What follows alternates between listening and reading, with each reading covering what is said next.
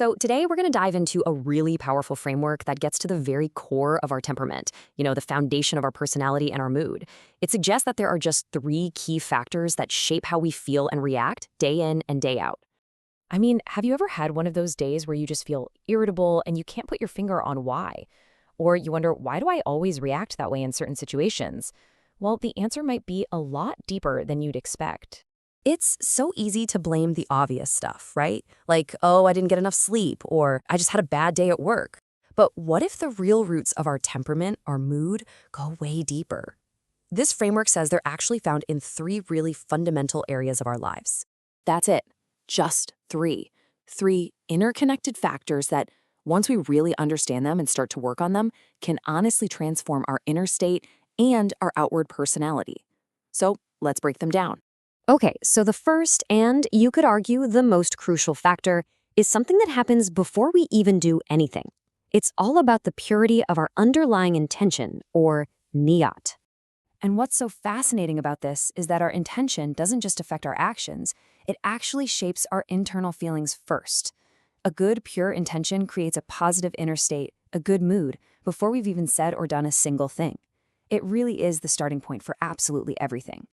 Now, to really wrap our heads around this, it helps to think of our intentions as being on a kind of spectrum. On one end, you've got the purest, most selfless intentions possible.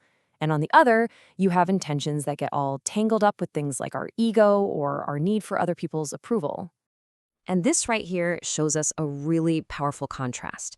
On one side, we have lillahiyat, which basically means doing something for a higher purpose, not for your own gain and not for public praise.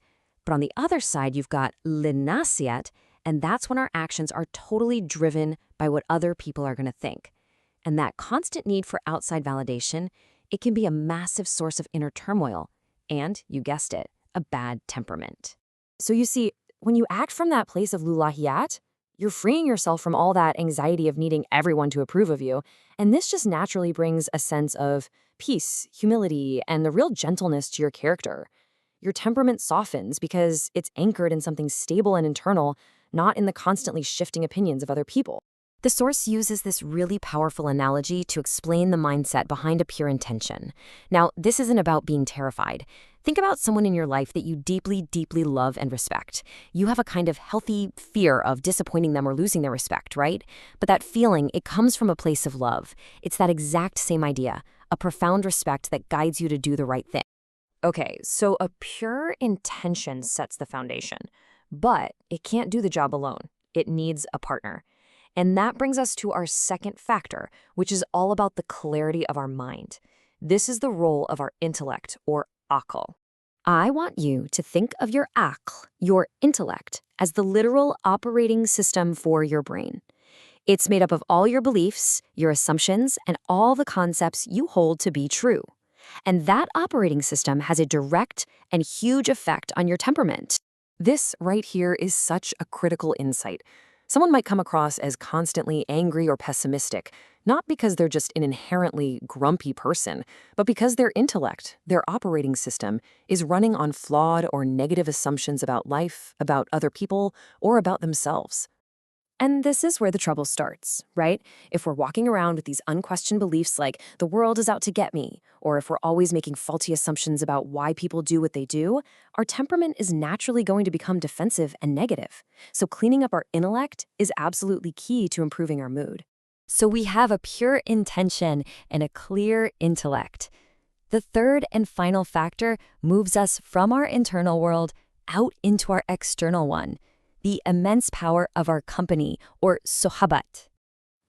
We're social creatures at heart. The people we spend our time with, they act like mirrors and magnets.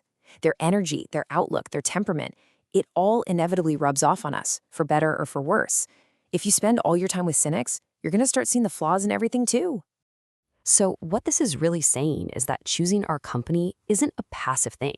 It's actually an active strategy for cultivating a good temperament.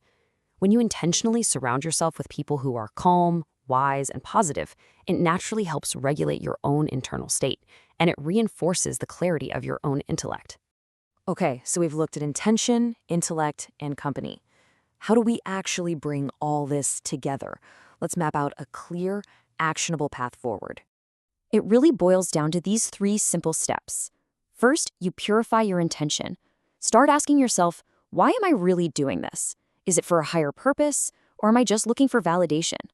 Second, correct your intellect. Ask, are my beliefs and assumptions actually true? Are they serving me? And third, choose your company. Ask, who am I surrounding myself with and how do they make me feel? And the most beautiful part is that these aren't just 3 separate pillars. They create a virtuous cycle. Good company helps clarify your intellect. A clear intellect makes it way easier to have a pure intention, and a pure intention naturally draws better company to you. See? They all reinforce each other. So, I'll leave you with this question to think about. Which of these 3 factors needs your attention the most right now? Is it your intention, your intellect, or your company? Because just identifying your starting point is the first, most powerful step on the path to a truly better temperament. Thanks for